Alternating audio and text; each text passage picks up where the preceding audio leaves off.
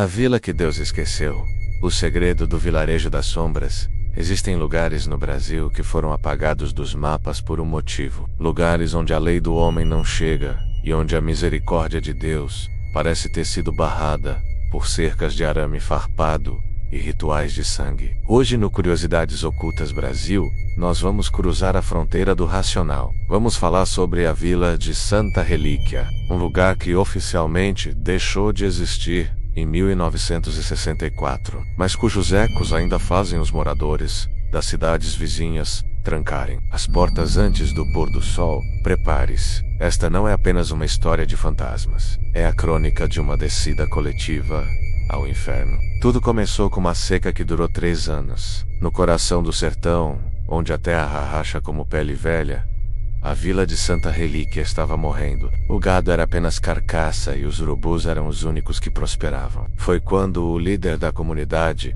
um homem conhecido apenas como Pai Simeão, afirmou ter recebido uma visita. Não foi um anjo, nem um santo. Ele descreveu a entidade como o Senhor da Terra Seca. Simeão reuniu os 200 moradores na praça central e fez uma promessa. A água voltaria. A terra voltaria a ser fértil, mas o preço não seria pago com orações.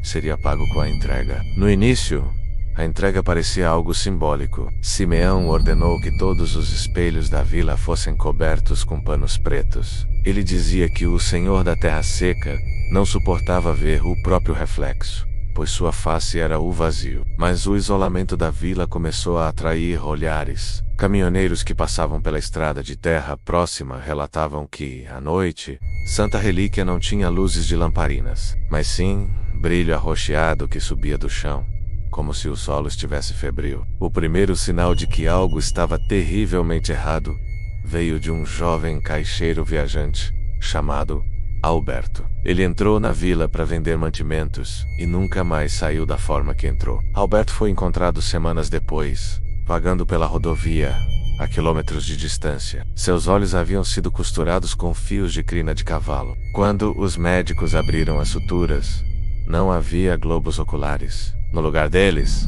havia pedras de sal puras esculpidas com símbolos que nenhum linguista conseguiu identificar. Alberto só repetiu uma frase: "Eles estão plantando gente para colher sombra." Em 1964, o exército foi enviado para Santa Relíquia após denúncias de desaparecimentos em massa. O que os soldados encontraram lá não consta nos livros de história oficial, mas o relato de um sargento reformado, que guardou o segredo por 50 anos, revela o horror. Ao entrarem na vila, o silêncio era absoluto.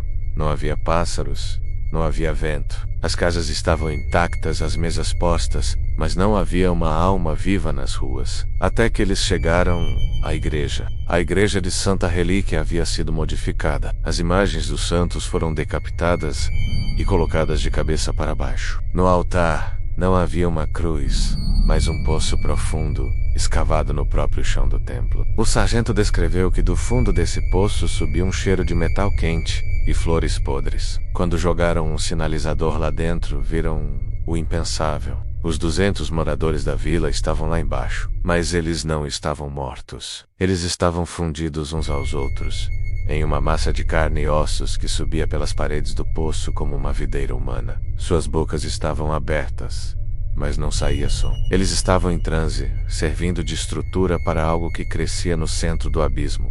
Uma árvore cujas folhas eram feitas de pele humana. Pai Simeão foi encontrado no topo da torre da igreja. Ele não tinha mais pele no rosto. Ele olhou para os soldados e sorriu com lábios que não existiam mais, dizendo que a colheita havia começado e que a seca terminaria para sempre, pois agora eles beberiam do sangue da terra. Naquela mesma hora, uma tempestade negra caiu sobre a região, mas não era água. Testemunhas dizem que o que caiu do céu naquele dia tinha a consistência de óleo e o gosto de lágrimas. O exército recebeu ordens imediatas para dinamitar toda a vila. Santa Relíquia foi soterrada sob toneladas de rocha e terra. O local hoje é uma zona proibida cercada por placas do risco de contaminação biológica. Mas os sensores sismográficos da região registram algo impossível: batimentos cardíacos, ritmos lentos, pesados vindo de centenas de metros abaixo do solo onde a vila um dia existiu. Dizem que se você for até a beira daquela área isolada e ficar em silêncio absoluto, você conseguirá ouvir o som de 200 vozes sussurrando o seu nome.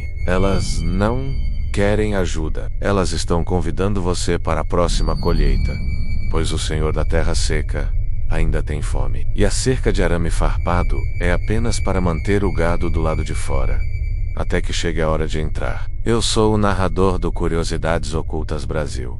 Muitas vezes, o que chamamos de lugar esquecido por Deus é, na verdade, um lugar que foi encontrado por algo muito pior. Não se esqueça de olhar para trás antes de apagar a luz.